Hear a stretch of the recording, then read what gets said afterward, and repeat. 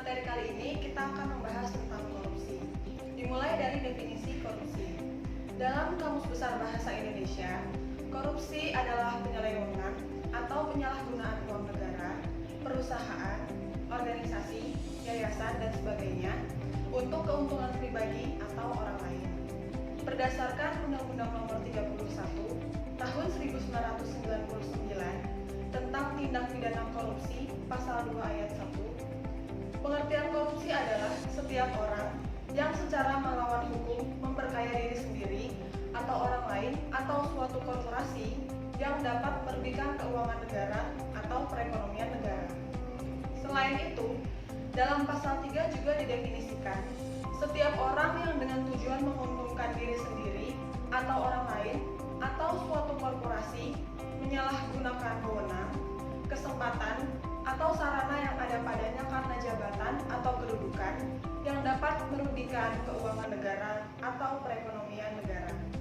Dengan demikian, agar perbuatan dapat dianggap sebagai korupsi, harus memenuhi ketiga unsur, yakni yang pertama adalah melawan hukum, yang kedua adalah memperkaya diri sendiri atau orang lain, dan yang ketiga adalah dapat merugikan keuangan negara atau perekonomian negara.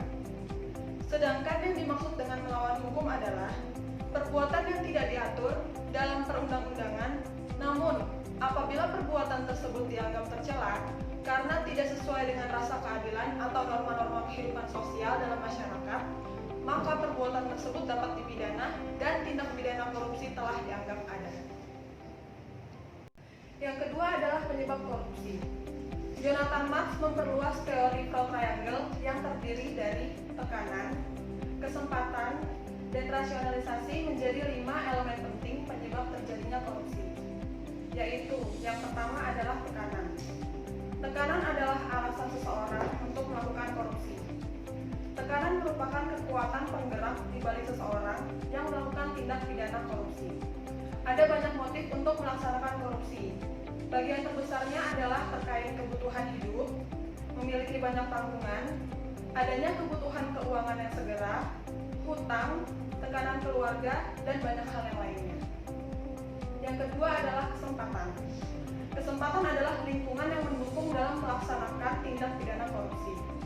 Jumlah kesempatan yang dimiliki oleh seseorang untuk melaksanakan korupsi biasanya ditentukan oleh posisi otoritasnya dalam perusahaan dan aksesnya terhadap aset dan catatan. Pengendalian intern yang jelek berkontribusi atas adanya kesempatan ini. Pemisahan fungsi yang tegas akan mengurangi kesempatan untuk terjadinya korupsi. Dari 3 elemen Flow Triangle, kesempatan adalah suatu area di mana pencegahan korupsi dapat menjadi berperan. Menghilangkan atau mengurangi kesempatan untuk melaksanakan korupsi dan penyalahgunaan adalah penting dalam setiap program pencegahan korupsi. Yang ketiga adalah rasionalisasi. Rasionalisasi adalah bagaimana pelaku kecurangan menjustifikasi perilaku yang tidak layak tersebut. Rasionalisasi adalah sebab yang menjelaskan perilaku seseorang yang berbeda motif antara satu orang dengan yang lainnya. Ketika elemen kebutuhan dan kesempatan datang bersamaan, pelaku korupsi yakin bahwa apa yang terjadi tidaklah buruk atau tidaklah salah. Banyak contoh pembenaran yang dilakukan oleh pelaku korupsi. Di antaranya, pelaku berniat hanya meminjam uang dari kas pemerintah atau organisasi dan akan dibayar suatu saat nanti. Atau, uang yang diambil pelaku tidaklah banyak, sementara pelaku berpikir pemerintah atau organisasi memiliki banyak uang. Setiap orang melakukan hal yang sama dalam pemerintahan atau organisasi tersebut dan lain-lain. Yang keempat adalah kompetensi. Kompetensi adalah keahlian seseorang dalam mengabaikan pengendalian internal yang ada dalam suatu organisasi yang melingkupinya, mengembangkan strategi penyembunyian, dan kemampuan mengontrol situasi sosial untuk keuntungan pribadinya dengan cara mengajak orang lain untuk bekerja sama dengannya. Yang kelima adalah arogansi. Arogansi adalah sifat superioritas dan keserakahan yang dimiliki oleh seseorang. Pelaku korupsi percaya bahwa pengendalian internal tidak dapat diperlakukan untuk dirinya karena jabatan superior yang dimilikinya. Berdasarkan hasil simpulan seminar dan workshop upaya pencegahan dan penanggulangan korupsi yang dilakukan oleh BPKP pada beberapa wilayah di Indonesia, berbagai penyebab korupsi dapat diidentifikasi berdasarkan 3 aspek sebagai berikut. Yang pertama adalah aspek institusi atau administrasi, terutama adalah 1. Peraturan perundang-undangan yang tidak realistis dan tidak akomodatif terhadap pencegahan dan penanggulangan korupsi. Yang kedua, ketidakjelasan definisi dan standar operasi pada kegiatan pelayanan sebagian instansi pemerintah. Yang ketiga, prosedur administrasi yang rumit. Yang keempat, kurangnya keterbukaan informasi. Yang kelima, ketiadaan suatu pusat organisasi yang khusus menangani masalah anti korupsi. Aspek yang kedua adalah aspek manusia, terutama mencakup sebagai berikut. Yang pertama, rendahnya integritas dan etika di antara pejabat pemerintahan. Yang kedua, sikap dan perilaku egoistik. Yang ketiga, rendahnya penghasilan dan penghargaan pejabat pemerintahan. Yang keempat, krisis kepemimpinan. Yang kelima, rendahnya kadar ketakwaan. Dan yang keenam adalah perilaku korupsi yang dapat menular. Yang ketiga adalah aspek sosial budaya, mencakup hal-hal. Yang pertama adalah hubungan yang erat antara politisi, unsur pemerintah, dan organisasi non-pemerintah. Yang kedua adalah kultur yang cenderung permisif, perlakuan kurang terpuji, praktik pemberian uang, dan lain-lain. Jika dicermati bagaimana suatu proses kebiasaan yang koruptif itu muncul, selalu dimulai dengan suatu perbuatan. Jika perbuatan tersebut diulang-ulang karena tindakan permisif dari masyarakat, maka akan menjadi suatu kebiasaan. Kebiasaan yang dipertahankan akan menjadi suatu tradisi yang tidak akan pernah bisa diubah dan akan menjadi suatu budaya. Lalu yang ketiga adalah masyarakat kurang peduli terhadap permasalahan korupsi. Yang keempat, pergeseran nilai logika, sosial, dan ekonomi. Selanjutnya adalah jenis korupsi. Berdasarkan Undang-Undang Tindak Pidana Korupsi, korupsi dirumuskan dalam 30 jenis tipikor dan dikelompokkan menjadi 7 jenis besar. Yang pertama adalah kerugian keuangan negara. Dalam pasal 2 dan 3, Undang-Undang Nomor 31 Tahun 1999, Junto Undang-Undang Nomor 20 Tahun 2001, disebutkan bahwa segala sesuatu yang merugikan negara, baik langsung maupun tidak langsung, termasuk kategori perbuatan korupsi. Contohnya adalah penggunaan fasilitas yang diberikan negara untuk pejabat ataupun pegawai negeri sipil, tetapi dipergunakan untuk urusan pribadi yang tidak ada sangkut pautnya dengan pekerjaan. Yang kedua adalah suap menyuap. Suap sangat populer sebagai upaya memuluskan ataupun meloloskan suatu harapan, keinginan, atau kebutuhan si penyuap dengan memberi sejumlah uang. Aksi suap banyak dilakukan para pengusaha dan dianggap sebagai aksi yang umum melibatkan pejabat publik ketika menjalankan bisnis. Ada banyak contoh suap dalam masyarakat. Ada kasus suap untuk memuluskan perizinan usaha agar lebih cepat atau tidak dipersulit karena kurang lengkap, suap untuk dapat lulus dalam ujian, baik di sekolah maupun di instansi untuk pegawai negeri sipil, dan lain-lain.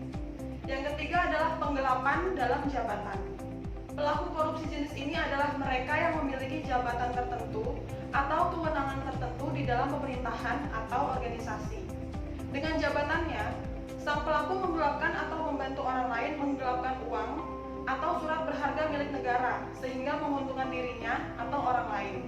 Bentuk dari penyalahgunaan jabatan adalah pemalsuan dokumen maupun laporan ataupun penghancuran bukti-bukti berupa akta, surat, ataupun data yang dapat digunakan sebagai barang bukti penyimpangan untuk pemeriksaan administrasi sehingga sang pelaku memperoleh keuntungan untuk dirinya maupun orang lain.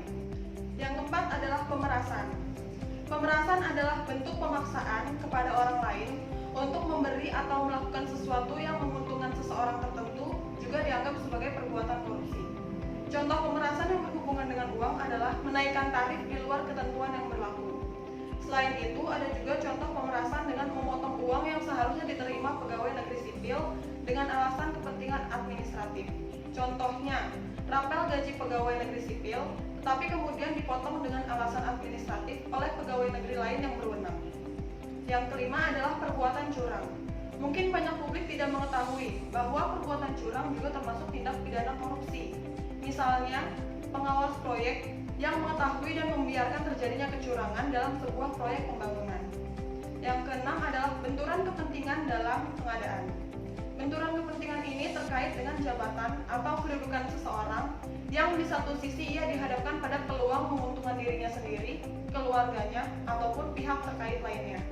Contoh dari benturan kepentingan ini adalah mengikutsertakan perusahaan milik pegawai negeri sipil dalam tender proyek dalam instansinya, walaupun perusahaan tersebut bukan atas namanya.